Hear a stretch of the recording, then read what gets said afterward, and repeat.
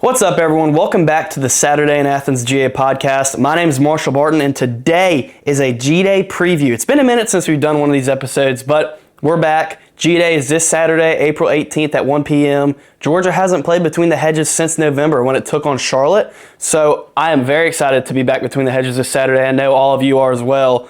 We're going to go ahead and get straight into it. This is an exciting Georgia squad for me to look at. A lot of returning production from the last season. 68% of the production from last year's Georgia team is coming back this season. Hopefully we'll be able to see some of that talent on display this G-Day. Just a side note, and that's for ESPN and Sports Illustrated. I expect there to be a lot of passing, as there tends to be in these spring games. The run games where you get a lot of injuries, and we don't really want to see that, especially in a spring game. So it's probably going to be limited running, probably a good bit of passing. You'll get to see all the quarterbacks. We'll get into that in just a minute. I'm excited to see our new group that's coming in from transfers or high school or whatever, but also really excited to just see the group we had last year, see how they've developed and grown over the offseason, and really come back and lead a team of their own. But anyway, straight into it. We got a couple positions I really want to talk about. I'm going to go over the wide receiver room in pretty good depth. I'm going to touch up on the QB room a little bit and then go into the tight end room. The wide receiver room, I've told a lot of people this offseason, it's a very young group, but I'm very excited for it because there's a lot of talent in it. The first guy I really want to talk about is Talon Taylor, and he obviously dropped the pass against Alabama last year, caught a lot of flack for that. I always thought he'd be a great player. It was just a bad moment, and he knows what it was, so there's no need to really give him too much crap for that. Georgia lost three key wide receivers this offseason in Zach Branch, Noah Thomas, and Colby Young. But Talon Taylor is really going to be one of those special guys, I believe, heading into next year. I spoke with a source who actually went to a Georgia practice last year, and at the time said that Talon Taylor was one of the most impressive receivers in the room, or even just on the field in general. And that was back then. So now that he's one of the main guys in the room, I'm excited to see what he can do. I think he'll be very special. I believe he changed his number to number 1 this year. So just be looking out for him this Saturday. Another guy I want to name, Isaiah Canyon, who's gotten more reps over the last couple weeks and recently in practice. He's a transfer from Georgia Tech. Big frame wide receiver, good catch radius, good hands, catches the ball well. Based off that description, he reminds me of Noah Thomas. When you watch him, he's a little different. He's not exactly, that's not a perfect description or a perfect comparison, but the descriptions are similar between those two. And then London Humphreys. London Humphreys, I've always thought was pretty consistent with Georgia. Had a good year last year. Him and Gunnar Stockton got together for one of the best plays of the year, clutchest play for sure of the entire college football season, I would believe. And he's going to be a consistent guy on the offense in that room. I'm just excited to see what production he brings to Georgia this year and really how he steps up. He's fast. People don't realize how fast he is. I think he could really be a pretty solid piece for this Georgia offense.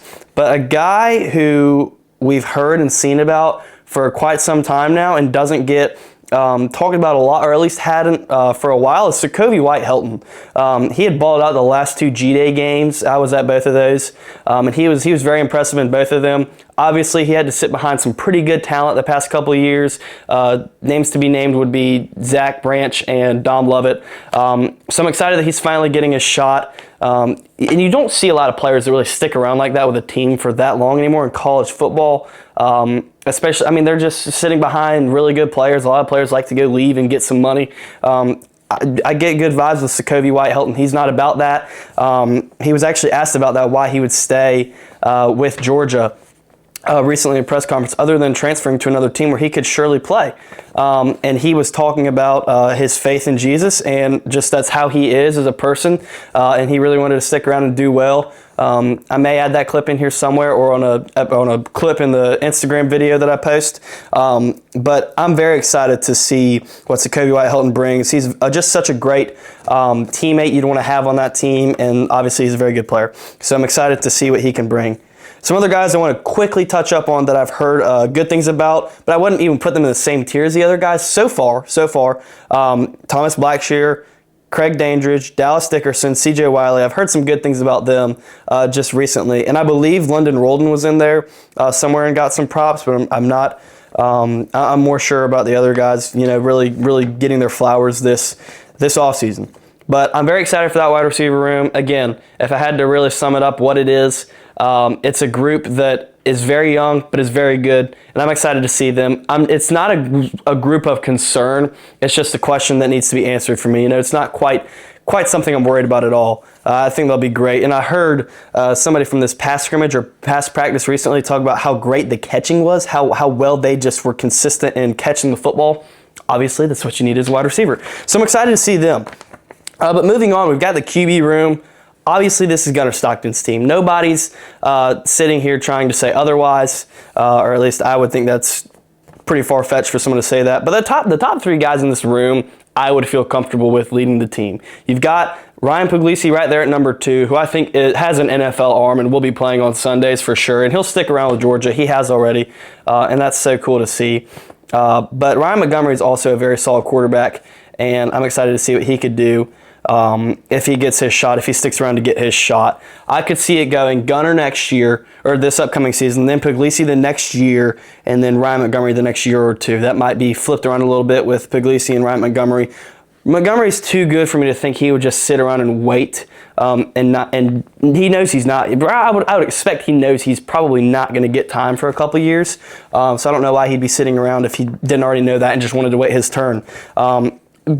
Georgia has a really good history of guys waiting their turn to play, or at least recently in the NIL era. I feel like Georgia has several guys who really do wait their turn. Sakobi White, as I just mentioned, Sakobi White Hilton being one of those guys. Hopefully, Ryan Montgomery could be one of those guys, and we know that Puglisi is one of those guys. Anyway, moving specifically into Gunnar. It sounds like he's improving this offseason. He's still got some struggles that he had from last season, but he's getting better, and obviously he's great work ethic. I'm not too worried about the effort he's putting in to get better in the areas he needs to improve in. And in my opinion, he played well last year. He really could have. He had a really good, solid argument for having been in the Heisman finalist group in the ceremony in New York. And again, he played well last year. There's some areas that I feel like he needs to improve in, but there's also some areas he did very well in, and I want to kind of read those to you now. I think he did a great job of taking care of the football. Obviously, Bobo and Kirby preached ball security to Gunnar Stockton always, and I think he really took that to heart and did a very good job not turning the ball over last year. I believe he had 5 interceptions thrown and 1 fumble, and that fumble was early in the year. So I think that's a great thing. That's a thing to be proud of.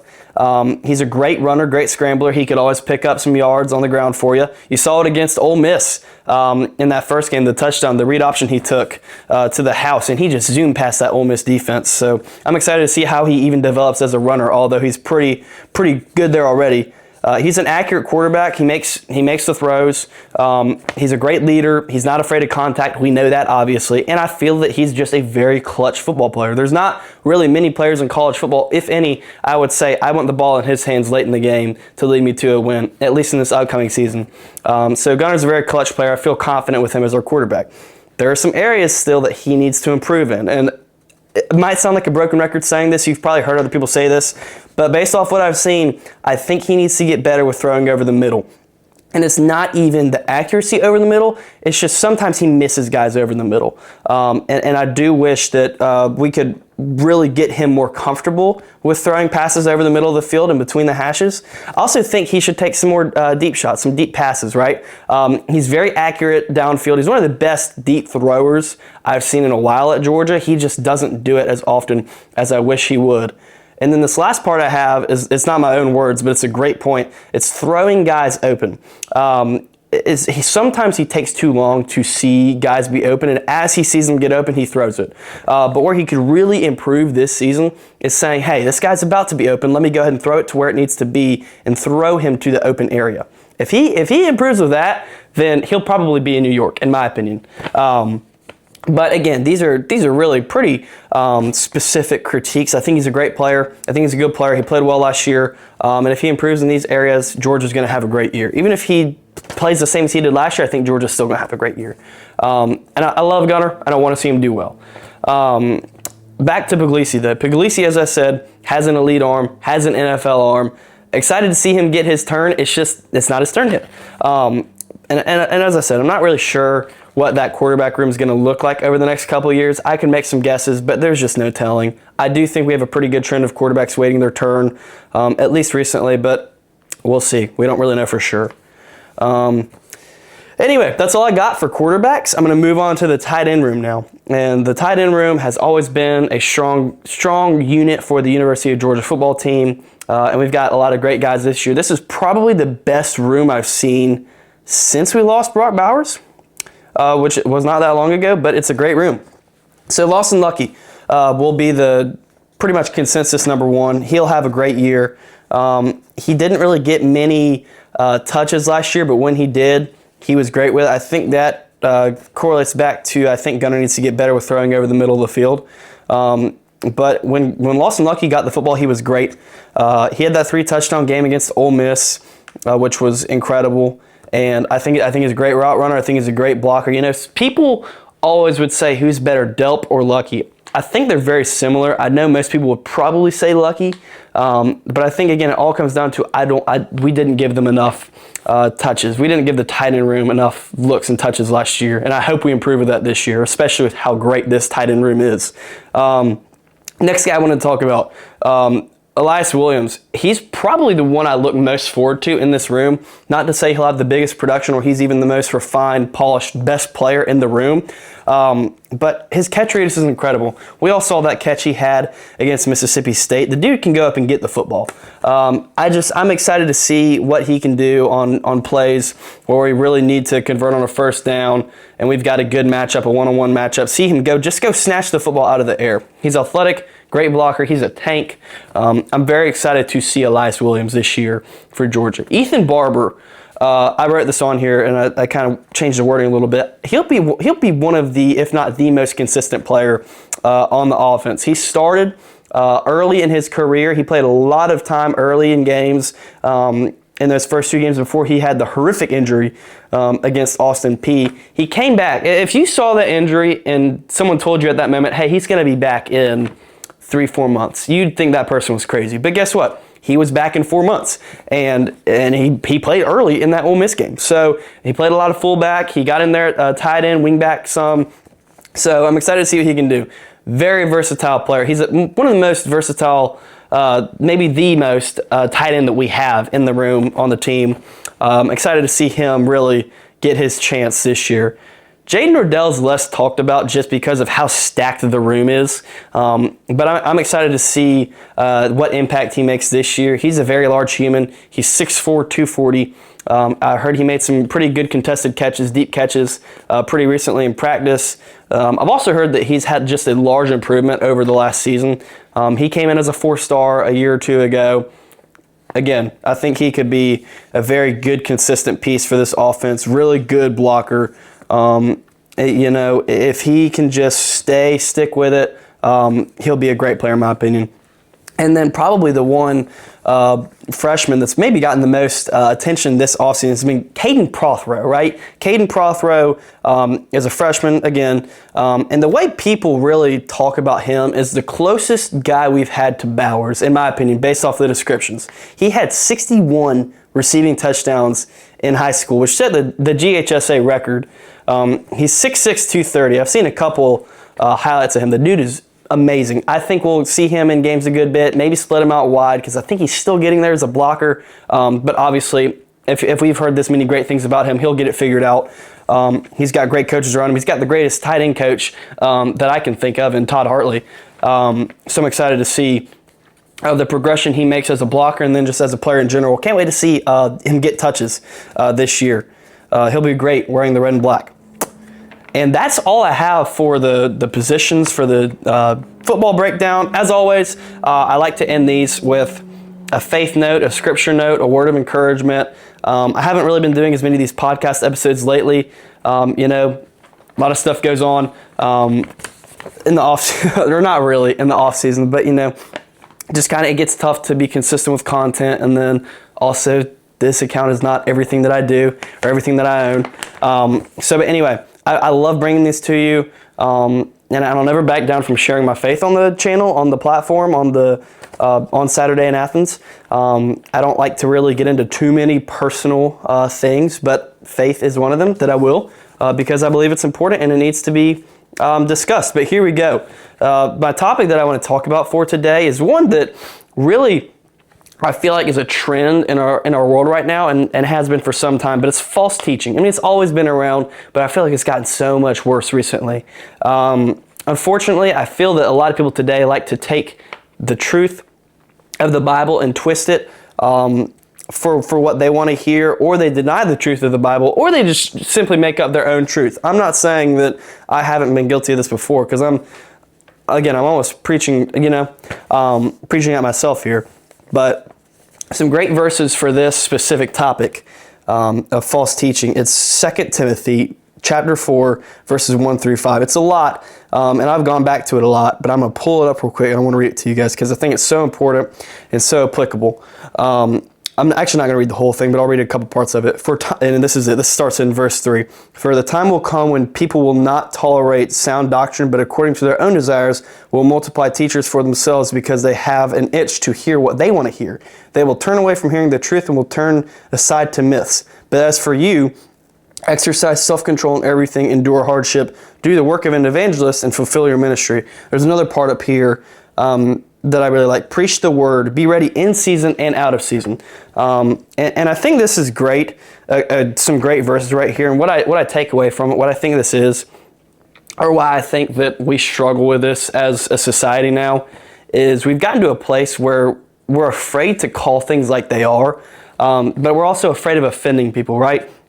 Like, there's also some times in the Bible where it mentions we can't just be divisive for divisiveness' sake.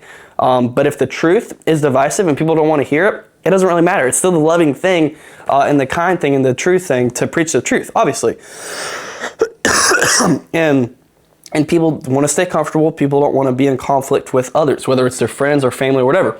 And I'm preaching, again, at myself more than I'm preaching at anyone else. I'm not trying to preach at anybody. I just love talking about these faith notes, these scriptures, and going over them and trying to evangelize and, plant a seed where I can. But I also wrote here, how do we fix this?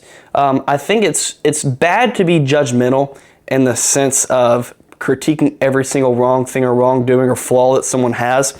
That's not okay.